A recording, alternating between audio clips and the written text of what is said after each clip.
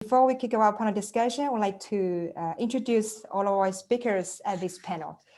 Mrs. Angela Xu, she's a Senior Vice President of Renewable Energy from TÜV Nord. Mr. Yapatetius Morciades, he is a Managing Partner from Wattgroup. Mr. Rafael Rose Clavio, he's a Director of Development and New Business from Best Solar. Mr. Lik He, he's Overseas Sales Director from Sampo Power. And Mr. Luis, Luis still here, Frazier Naravo is a Technical Pre-Sales Manager of EMEA Market from Goodway.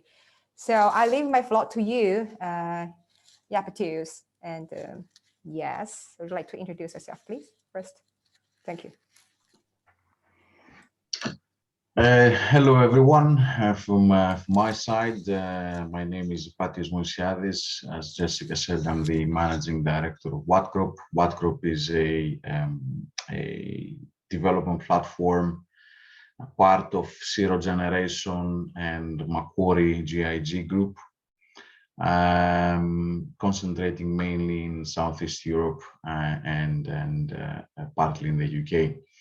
I would like to extend my thanks to the Energy Box team for inviting us and organizing this insightful webinar. We will try together with our panelists to give you our own opinions and insights on specific issues that I think are very current regarding the market situation and where do we go, what is the next day in rooftop solar PV. I will not ask the panel to introduce themselves because Jessica just did, and I will pretty much take that time to start straight away with our sort of questions. I would like to ask the panel to keep your answers as brief as possible. We will have about 2 minutes each. We are in order to go through your questions, and I will ask the question, and then I will make a very specific question to all of you, so we can go through this and try to match your expertise with the answers that you're best suited to give. So to kickstart this discussion, ladies and gentlemen, what we've seen in the last 12 months, and it's been quite a stressful time through COVID for a lot of different people. For us, it's been we're fortunate enough as an industry that COVID did not have such a big impact on our projects and our plans. However, what we've seen is we've seen two trends being pretty much in the front line of everything. One is the race to go bigger, both in size and capacity in panels, and the second is the volatility on panel prices, which is partly driven from increase in demand in China, but also globally. And this sort of combination leads to increased market uncertainty. So let's try to figure out where do we go from here. And please allow me to start with Angela, the lady in our panel. Angela, from a quality perspective, how do you read the market? Did the increased size and pressure and demand in increased size and demand created pressures which compromised quality, or do you think that manufacturers were able to mitigate quality risks? Okay, thanks, Mr. Morciades. Let me first thanks to Energy Box to invite me on behalf of TÜV Nord for this panel discussion. I'm very happy to be here. So hi everyone, good morning and good afternoon. Yes, I think Mr. Morciades, you're right. I actually agree with your points about the market trend and the situation. For TÜV Nord, we are doing a lot to make sure of the quality assurance under such a situation. I believe all of you know that PV modules will be type certified by IEC 61215 and 67030 before access to the market. However, this is just a basic requirement, which means every manufacturer is able to provide such a certificate. It's very hard for buyers to identify the real quality. So we can actually additionally offer the services for the case of the big size panel or the big current panel. For example, we can additionally offer like the mechanical load test with much higher load, or wind tunnel test we've already did like for Longi Solar, or help impact test with 35 millimeter diameter ice ball instead of 25, and apply hotspot after hail impact to check the performance of the panel, even sometimes with the solar cells micro cracked. We also have specific additional test program for like the big panel, with big current, such as PV module operating in high temperature according to TS 63126, or design review of junction box, outdoor performance evaluation in the real situation. And so I think in generally speaking, the type testing and certification is just a very basic requirement for market access.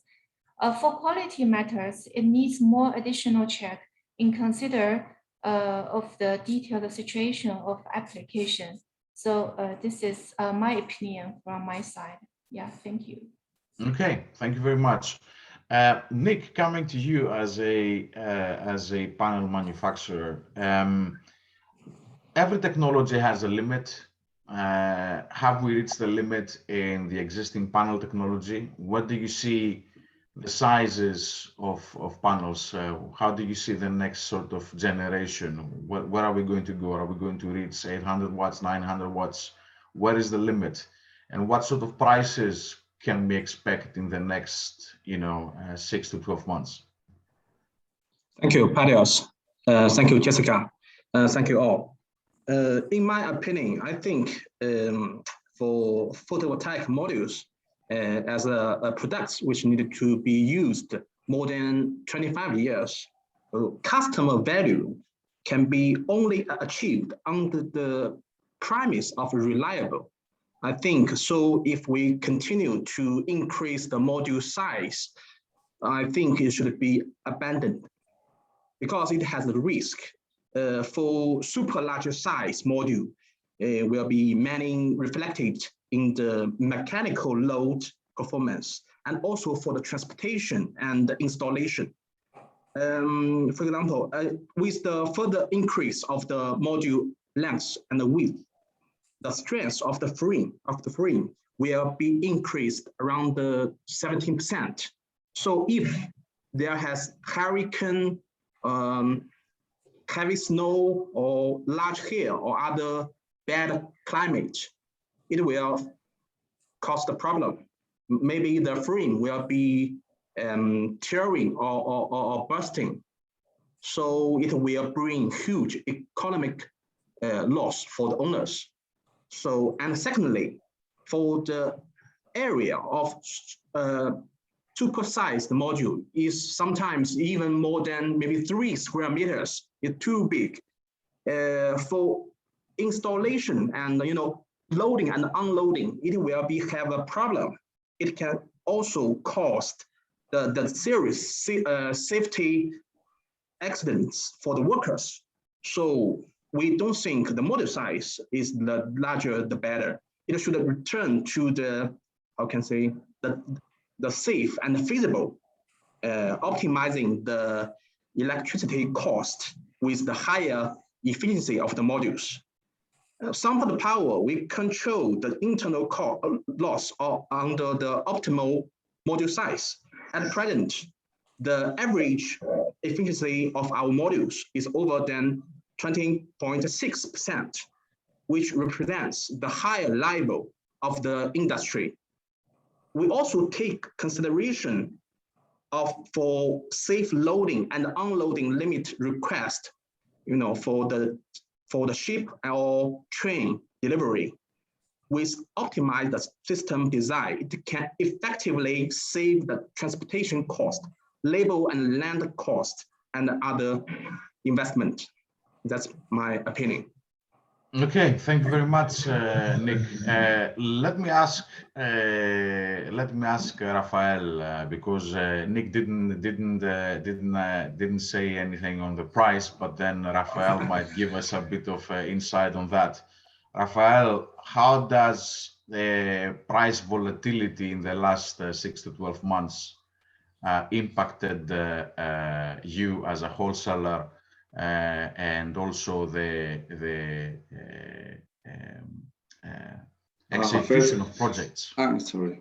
First, I would like to thank to Energy Box for inviting us, and it's an honor for me to participate in this panel and sharing our point of view. Yes, but solar is one of the most important distributor of photovoltaic material in Spain and Portugal, and I will be happy to share our experience with you in those markets. I would like to express my idea in Spanish, if with no problem, because there are a lot of Spanish guests in the webinar. I would like to speak in his languages. That's fine, go ahead.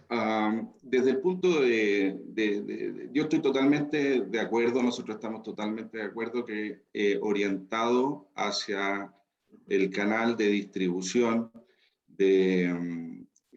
hacia el domiciliario, comercial e industrial, de la generación distribuida, el aumento del panel ofrece una mayor dificultad en la instalación.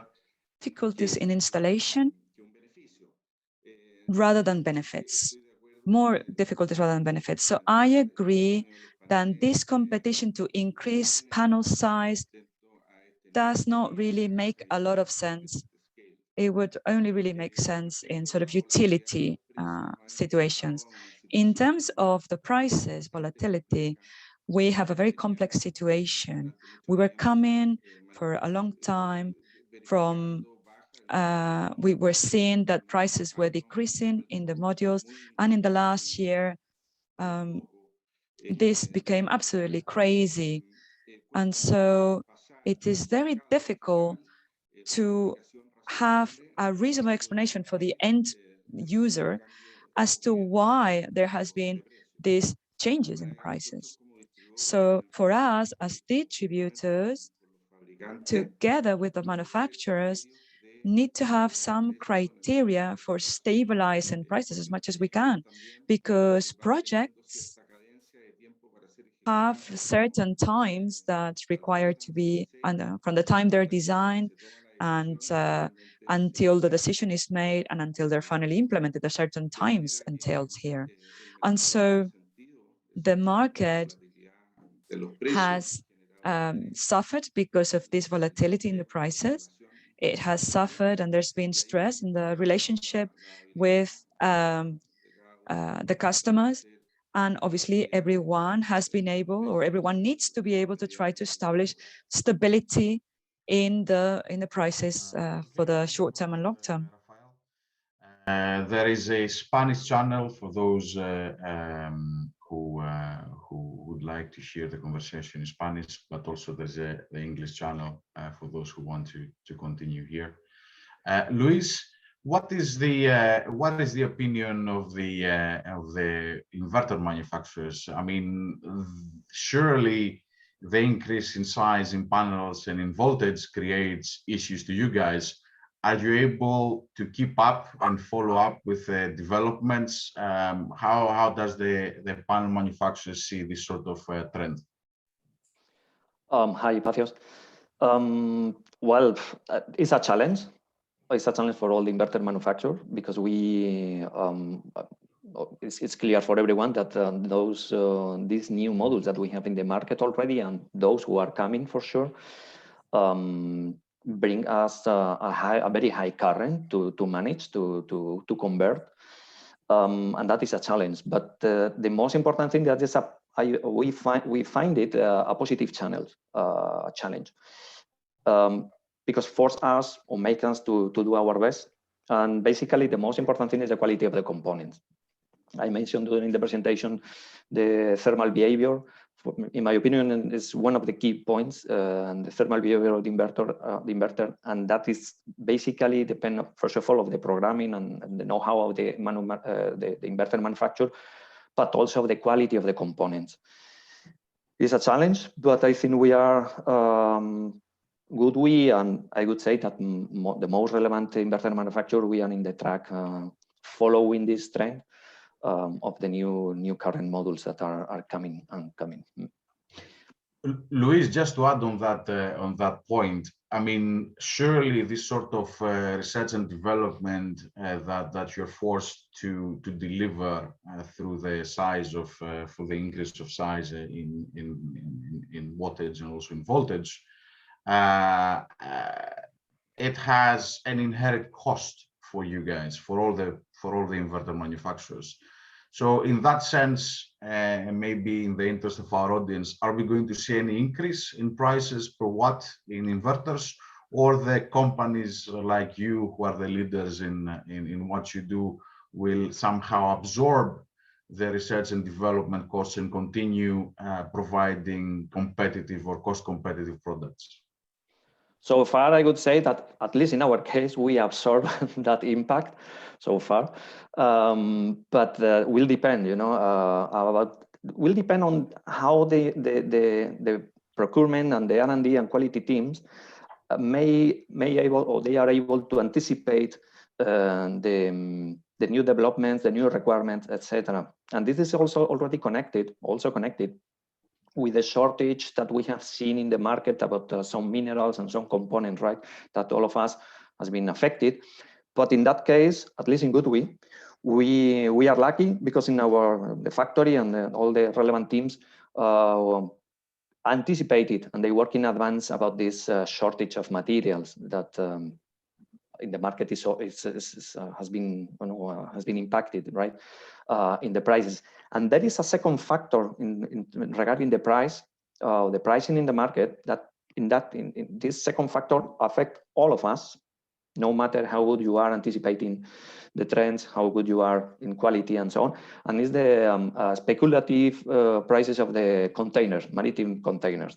And that is also that we are suffering, all the manufacturers, when we ship material, inverters, structure, models, no matter what we ship, that we are under such, in our opinion, speculative pricing market right now, right? Or situation.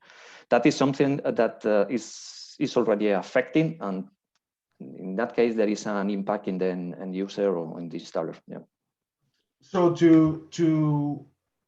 to discuss a bit about the market itself, especially in the European markets, we have a very sort of unique situation as we painting the picture. So we have, in one hand, the increase in demand, the drive from governments and regulators to introduce more green energy.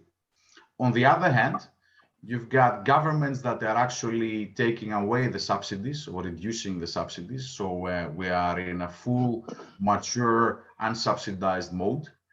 And also we have this dynamic with either real or speculative shortages in key components or increase in shipping and logistics costs. So how do we see that? I mean, surely this has an impact on the LCOE. And when we're discussing about roof markets, more specifically, the rooftop market is less, if you would like, flexible than the ground mount or the large scale market, because it has specific requirements when we deal and install things in height. So therefore, can I get a first comment perhaps from Nick? How do you see the panel? How do you read the market, and how do you see the technology for rooftop evolving? Are we going to do specific products? Maybe, as you say, go back to smaller panels, more efficient panels that can fit that market, or are we going to, you know, just scrap everything and start developing a whole new generation of panels, again, specifically for the rooftop market? Yes, Padios, I agree. Firstly, I think for rooftop is very important part, especially for some power business strategy. We have already received quite a lot of orders since the past 3 years. They are for rooftops, and basically for the client, their purpose are very clear. I think, in my opinion, around maybe three requests. The first one is high efficiency. Second one, high reliability and ROI. The third one is the very good appearance. So I think these demanding quite match our modules, our products carry. Firstly, our busbar free design can reduce the shading area and increase the module convention efficiency around 3% to 5%. It can increase the power. Secondly, our conductive backsheet 2Ds encapsulation avoid the welding stress and micro cracks. First year degradation is less than 1.5% and over than 85% output power guarantee with 13 years. And also we provide 13 years warranty, covered by Lloyd's, the British insurance company. And the last one is for the products itself. Our modules, especially for rooftop, we have two main products. The first one is the full black, because we know in Europe, full black modules are warmly welcomed. It has the very delicate appearance, which is suitable for the rooftop environment. And also, second products is the flexible. We launched our new products, flexible modules, which can be installed easily on the rooftop, which cannot have a very heavy load. So I think this is the best choice for BIPV. And also for the flexible panels, I think it can have very convenient transportation and installation. Busbar-free design is also very unique and recognized appearance. So I think they are our two main products for the rooftop for BIPV. Okay, so you're concentrating essentially on creating more efficient products, but also you're combining this with new technology in the form of more flexible panels. Okay, great. Yeah. Angela, from your point of view, CapEx, of course, is extremely important in rooftop in the rooftop environment, in the rooftop market. Let's concentrate on the CNI customers, and especially in unsubsidized environments. What do you think are the main drivers for CNI customers in unsubsidized markets? Why would they go and install, you know, a new solar system? I think actually, in fact, the cost of an installed system decreased a lot in the past years. If we ignore, you know, the unstable pricing in the past year. And of course, we need to thank the innovation in R&D in the PV industry. I think China also did a lot of such job, you know, for in this field. And I believe with the climate change rapidly, to apply green energy and carbon related, carbon neutral related solution is becoming more and more kind of fashion, I think, and also it's a social responsibility, especially with some you know, cities. I mean, the electricity fees are going up, you know. So I think if the companies or people invest a PV plant, especially like the CNI, you know, I think to make it as an asset, I think it's also a good idea. So for us, I mean, because we are a TIC company, testing, inspection, and certification, I think we also did a lot of job, like for some of the customers, like JA or Jinko here in China, regarding LCOE, because I mean, you know, they also need such you know, independent reports with such data, you know, to check the LCOE value, and we suggest combining it with outdoor performance evaluation in any interested location in the world to check the value and evaluate the investment feasibility.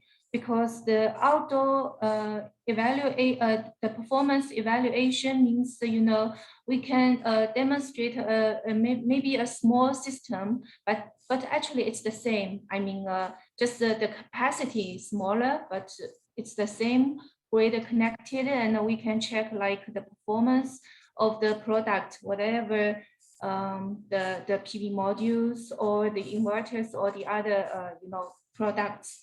So I hope sometime in the future it will be getting more popular, that the green project can be also financed with lower interest to make the investor you know, obtain lower capital cost via our technical and professional evaluation. We do, I mean, and can offer such a technical service to them. I think the technical you know, solution could be a kind of warranty, or to support to warranty the you know, the return of investment.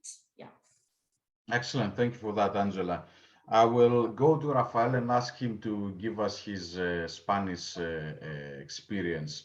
Rafael, looking at your own clients that they are investing in CNI solar projects, what do you think is the driver for them, and what is their worry, especially when CapEx and also OpEx is a key critical point, given the fact that there is always a compromise in CNI clients. I have to invest X amount of money. Will I buy new production equipment for my plant, or will I just improve and perhaps safeguard my business against future energy price hikes?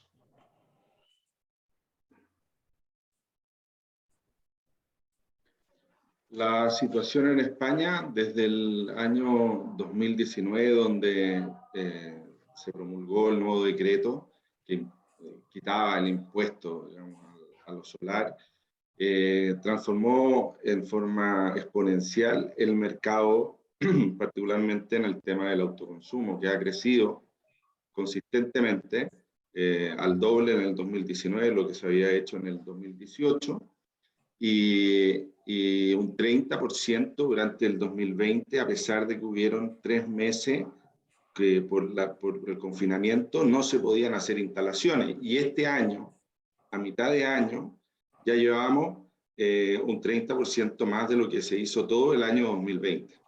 Entonces, en España se está dando, y en Portugal también, la situación donde el triángulo estratégico de factores claves, que es la normativa o la legalidad que se ha impulsado, que está realmente comprometida con el desarrollo, falta mucho por mejorar y por hacer, particularmente lo que tiene que ver con almacenamiento de energía, porque cuando uno está enfocado en una estrategia de democratizar realmente la energía, tiene que pensar en la you have to think about that as well.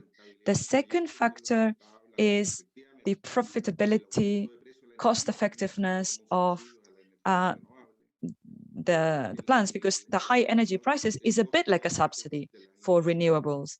Also, the capex of the investments means that financing as well means that projects that were getting a return on investment on 10 years, we're now 8, and sometimes with less years. So this situation has promoted and fostered and helped commercial and industrial customers and also residential customers to make that money that they have available to invest with very low return on investment ends up being much more efficient, much more profitable if they invested in a photovoltaic installation that will ensure energy supply, and they're actually collaborating as well with the solution to global warming.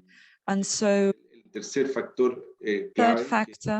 the key third factor, which is one of our challenge, is availability, which is what we were talking about in this panel on having materials available on time and in the amounts that we require, given the problems that we're having with shortages in materials.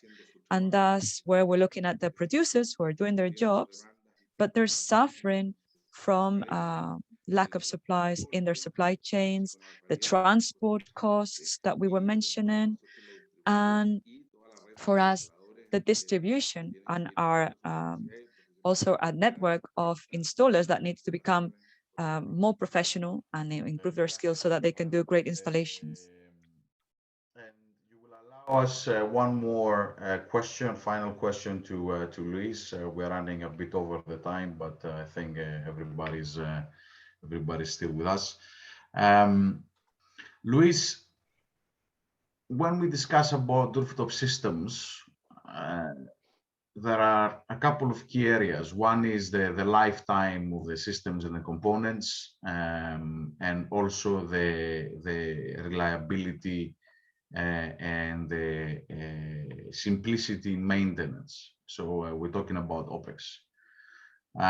So how critical is it for you, and what sort of steps are you taking in order to increase lifetime, i.e. replace inverters further down the line?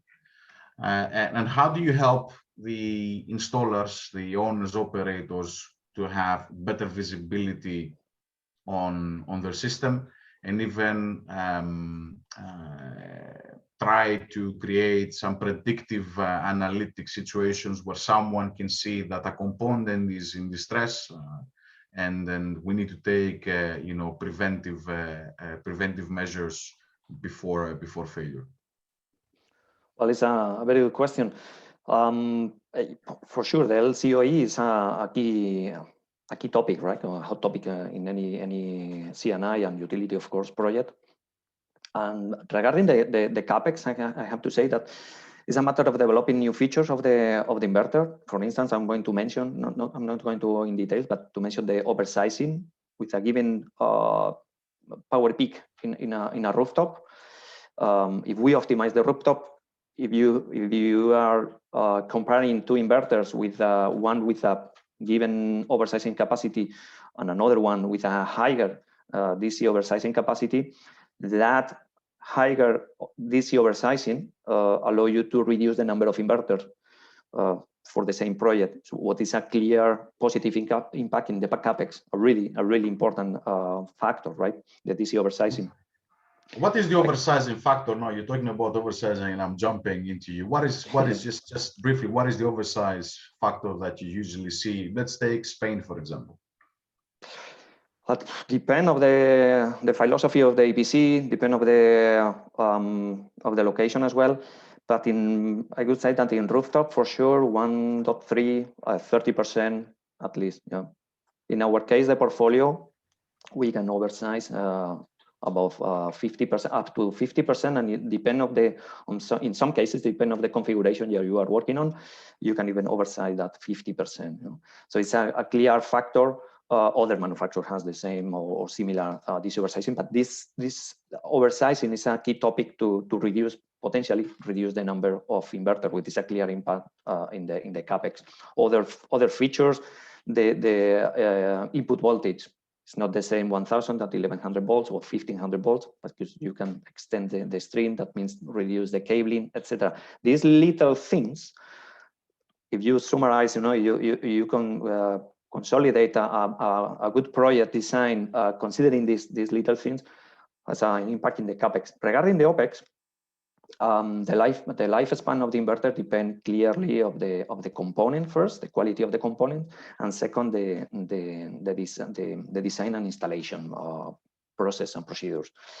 The third leg, I could say, that is the how to facilitate this maintenance and operating activities to the O&M guys or eventually the end user.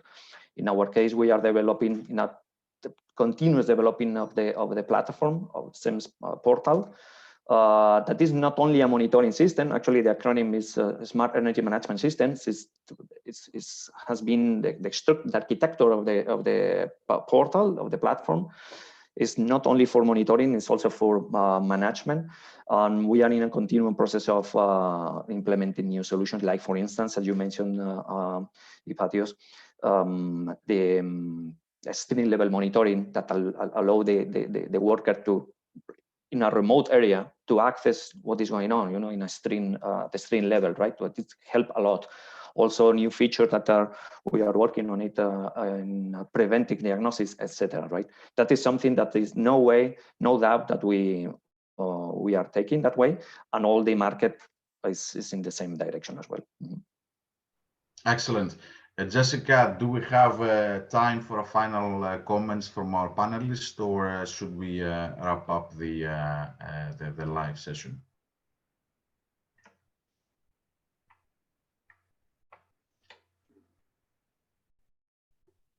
Jessica, we cannot hear you. I guess we can have a closing statement.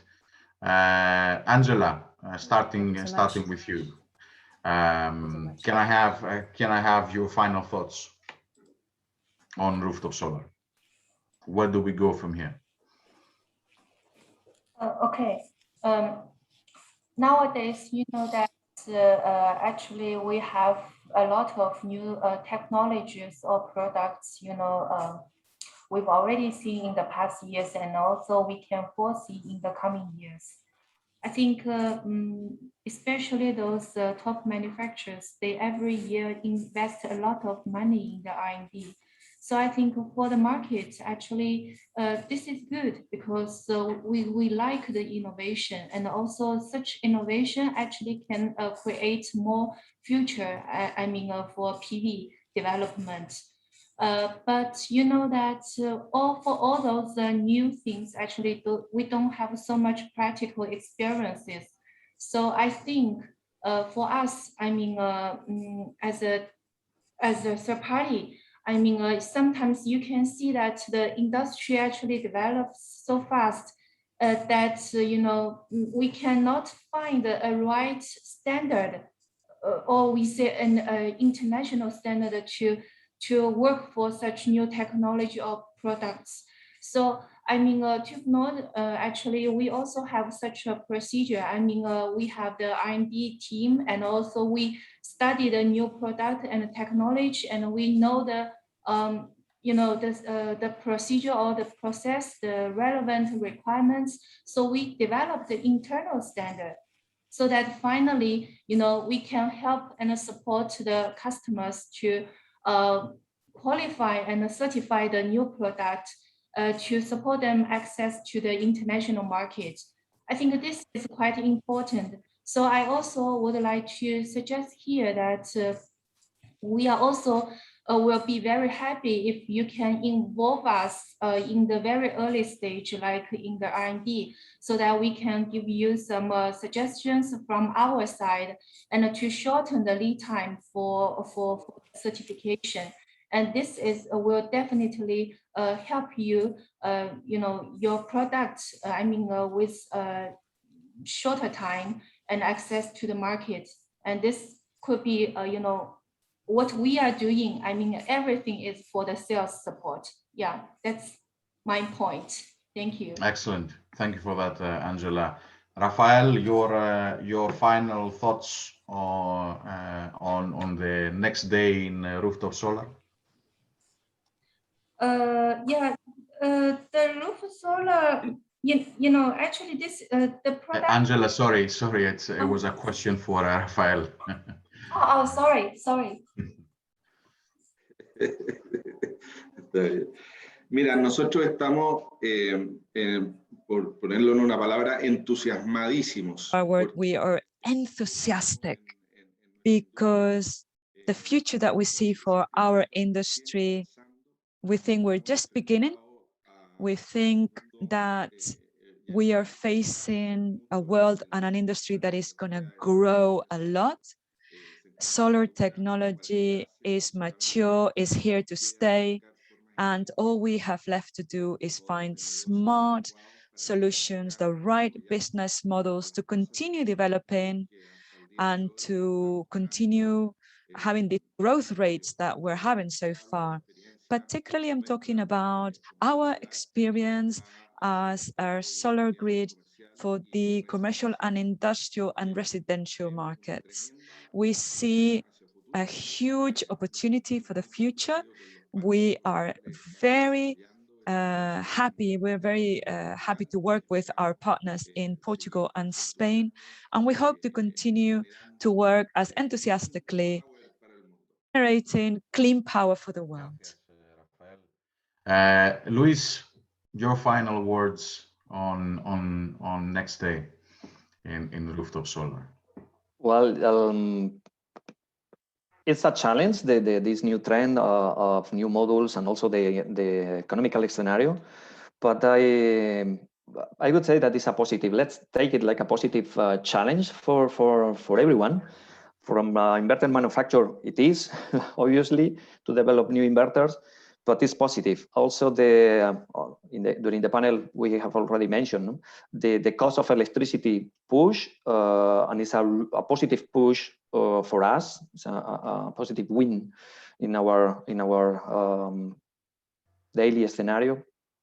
What is a really it's a very help. So in general, I would say that we are in a really positive scenario because the price of electricity, because the new trend of new products that brings new evolution of products like inverters, for instance, etc. So in general, I'm very positive. Although there are some clouds that we don't know what will bring eventually. A bit of uncertainty. Nick, your final words, my friend. Yes. For rooftop, I think I want to emphasize again, for rooftop, quality is very important. We can say quality is our lifeline. Actually, at the past, without the COVID, we will go abroad to the end users. We will, we will bring our teams, technical teams, to have a check or even have a training in local. And because some end users, maybe they are not so familiar with the products or maintain.